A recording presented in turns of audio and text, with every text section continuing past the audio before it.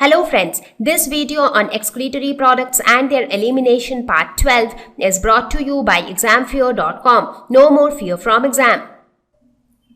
So now the question is, how is the urine concentrated? As I said, the urine gets concentrated mainly in the Henle's loop. So here we will try to see what exactly is the mechanism that occurs in the Henle's loop.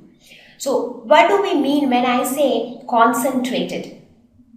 Now, removal of water from any fluid makes it more concentrated, from any solution rather. So here in case of urine also, the more amount of water gets removed from the filtrate, the more concentrated the urine becomes. So there is a mechanism called counter current mechanism which is responsible for the concentration of urine, for keep making it more concentrated. Now this counter current mechanism drives the way the Henle's loop handles this concentration of urine. So counter current mechanism is the mechanism which we will talk about in the next slide, and the part of the nephron which participate or where this counter current mechanism occurs is the Henle's loop and the vasa recta. So one common thing between Henle's loop and vasa recta is that both are U-shaped tubular structure, and that actually is one of the important reasons why counter current mechanism occurs in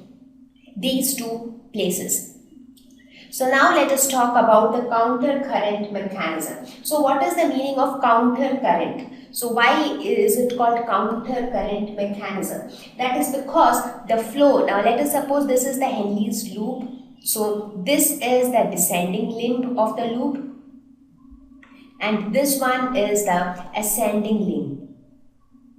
Right? So now the filtrate comes from the Bowman's cap, from the PCT, that is proximal convoluted tubule, into the descending loop. So the filtrate flows in this direction, and in the ascending loop it flows in the upward direction. Now since the direction of the flow of the filtrate is opposite in these two limbs, that is why it is called counter current mechanism, as the filtrate flows in opposite direction.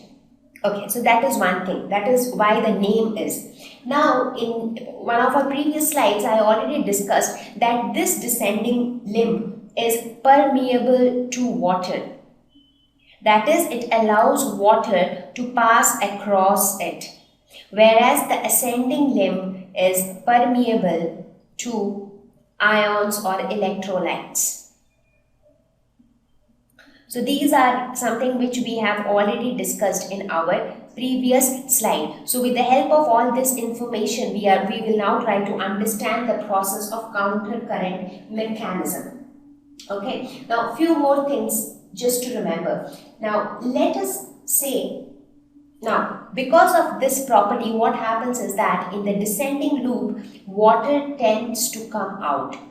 So water tends to come out in the descending limb. Whereas what happens in the ascending limb? In the ascending limb, the ions tend to come out. Now let us say the sodium ions tend to come out. So the ions are pumped out in the ascending limb, and water gets transported out in the descending limb. Now this transport of water takes place passively. So this water transport is passive in nature, whereas this transport of ions is an active transport. That is, it occurs at the expense of energy. So we need to provide some energy for moving these ions from the ascending limb into the interstitial space. Now this space which you see here, now what is there inside the tube? Inside the tube we have the filtrate. We all know that. And what is there outside? Outside in this region, what is there? It is nothing but the interstitial space. So this one is, not only this one, this portion, all these portion is nothing but the interstitium or interstitial space, whatever you call it, interstitium, interstitial space, anything is fine, right? And also, please remember the location of the nephron. So where is it located? We can say that till this portion is the cortex, because the Bowman's capsule, the PCT, DCT, they all are located in the cortex, and this portion is the medulla. right? So these are some of the things which we already know. Now the question is, what makes these ions to move out continuously, and what again makes the water to flow out passively? What causes this passive transport of water continuously? So that is one thing that we want to understand here. The other thing is, why do we call this as counter current multiplication? I mean, what is multiplying here? That is what we want to know here. Okay, so you got to know the basics, and you also got to know what is our agenda here. Now, in order to understand this, we will use one term here, and that is osmolarity. What is osmolarity? Osmolarity is a term which is used to denote the concentration of a solution. So osmolarity is generally measured or expressed in a unit called osmos per milliliter. Now, greater the value of osmolarity, more concentrated a solution is. Right? Let us suppose if there is a solution with osmolarity 100, and if there is another solution with osmolarity 200, that means this solution is more concentrated and this solution is less concentrated. Right? Now, what do we mean by less concentrated? That means this solution has more water and less solute. And when we say it is more concentrated, that means it has less water and it has more solute. So these are some of the basic things which you should know, so that you do not find it difficult when I talk about the actual process in the next slide. So these are some of the basic things, because I will be using the term osmolarity very often in the next slide. So I hope you are clear with the basics and you are ready to understand counter current mechanism, because this is a little complicated mechanism, and I do not want you to get confused. So please understand these basics here in this slide. Once you are clear with the slide, please go ahead with the next one. So now we are going to talk about the actual process of counter current mechanism. Now, in order to understand how the counter current multiplication takes place, what multiplies, we will take an example. Let us say that initially the concentration or the osmolarity of the solution here in the descending limb, the ascending limb. So this is the descending limb. So this is the descending limb, this is the ascending limb, and this is the interstitial space. Now this space, they are all interstitial spaces.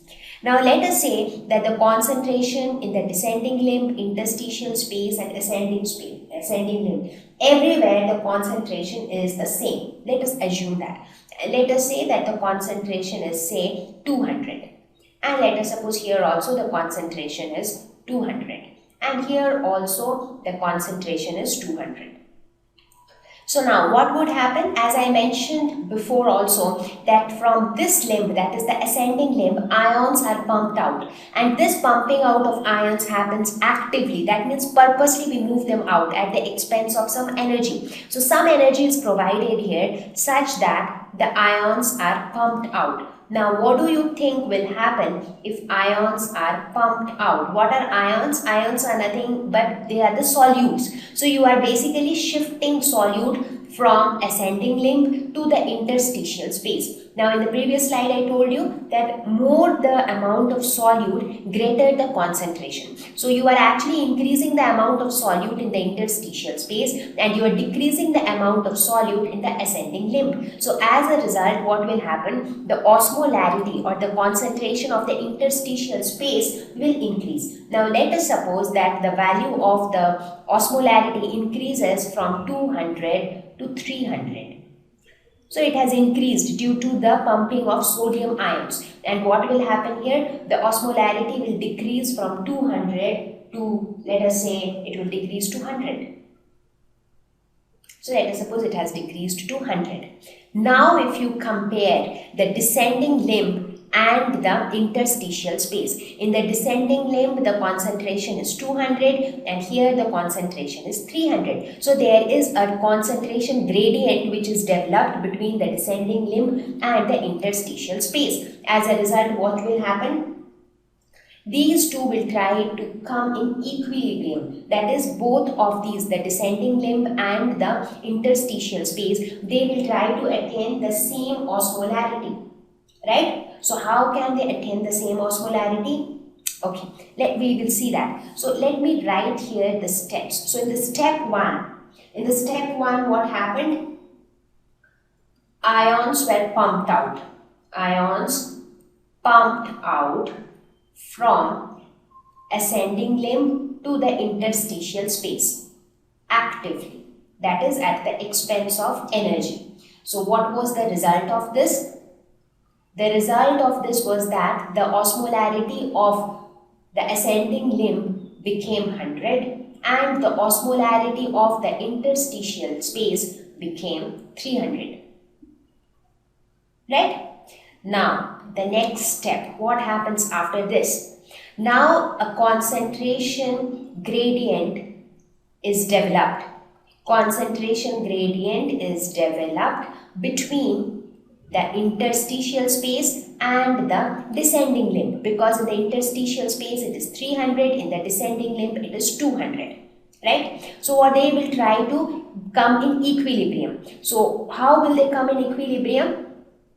There are two ways. One is the concentration of the descending limb should increase, that is, it should become 200, it should change from 200 to 300. How is that possible? The concentration will increase either if solute is added into the descending limb or if water is lost. Now solute cannot be added because the descending limb is impermeable to electrolytes. It will not allow the electrolytes to come inside. It will not allow the solutes to come inside. So the only possible option is to lose water. So the descending limb will lose water. So this will result in passive transport of water from the descending limb to the interstitial space. So water will start moving out. Now when water start to move out, what is the result?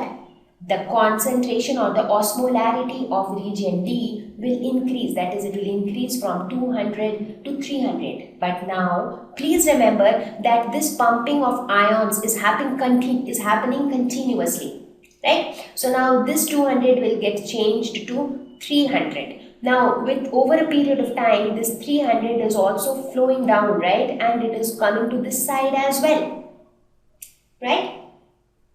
So this 300 will start coming this side. Now, what will happen? Now, when this 300 comes here, now here the interstitial space is again at 300. This is also at 300, but pumping of ions will take place. So 300 will reduce to 200. And what will happen to this 300? This will increase to 400 due to pumping of ions. Now when this increases to 400, again here new 200s are coming, many 200s are coming, right? So another 200 will come. So there will be a concentration gradient again. Again this will lose H2O, correct? So this will again increase and again this will come this side. Now by this process, what is observed? The observation is that gradually the osmolarity of the interstitial space is increasing from 200 to 300 to 400 and so on. So it will keep on increasing. So as we go down the medulla, the osmolarity of the solution keeps on increasing.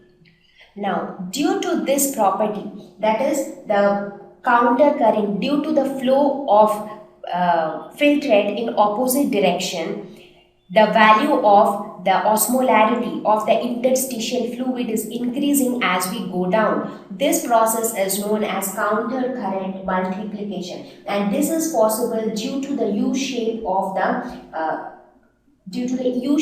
Henry's loop. And because of this reason, a gradient is continuously created between the interstitial fluid and the descending limb, and as a result, every time there is a passive transport of water. So this pumping of ions will take place by active transport, and this water transport will happen passively, and this will be an ever-going process. That's because every time this moves here, this concentration gets increased all the more, and that is why as you go down, the osmolarity increases. Osmolarity increases as we go down.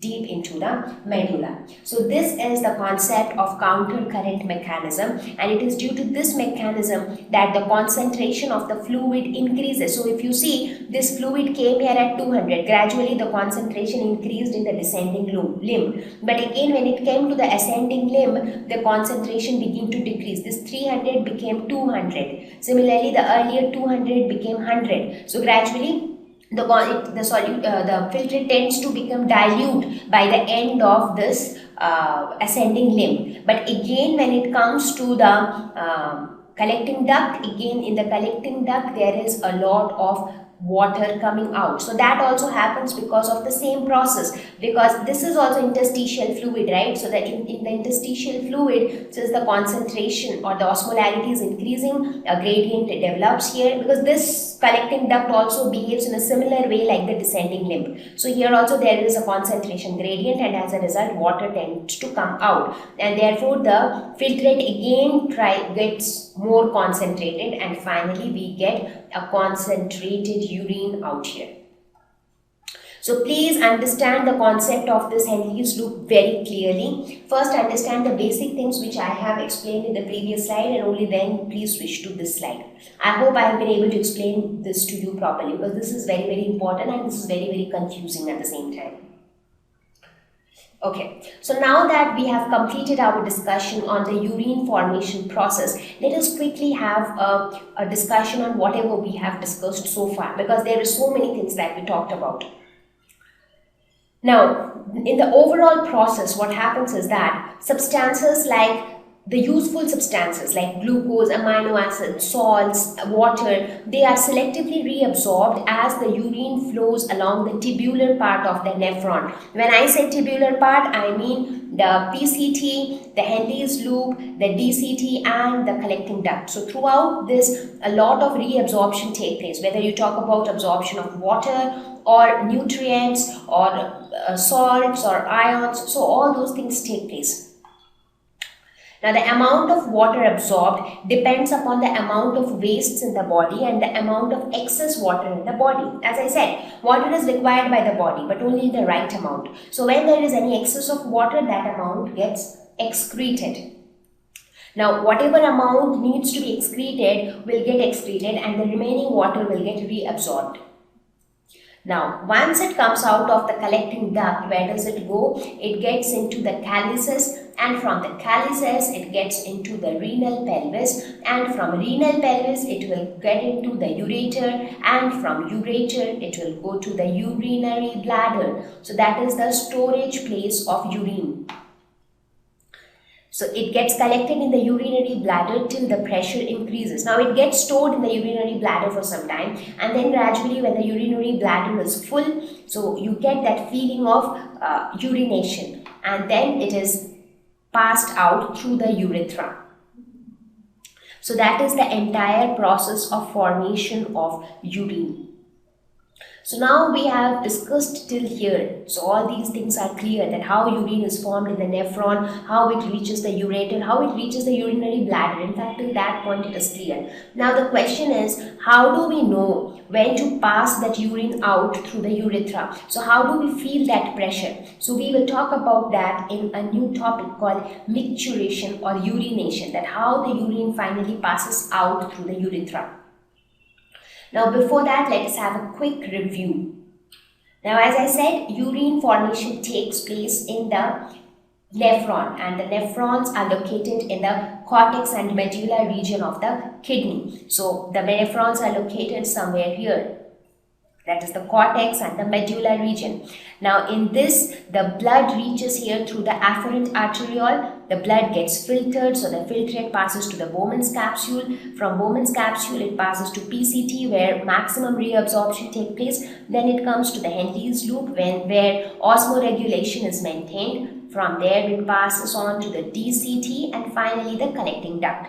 Collecting duct puts it into the renal pelvis. From there it reaches the ureter, and from ureter it goes into the urinary bladder, and then from the urinary bladder it is excreted out through the urethral opening. So please and review it once or twice so that you do not get confused about whatever we have studied so far. Thank you. Please visit www.examfear.com to watch more videos, attempt free online test, get free study material, find tutors and mentors. Thank you once again.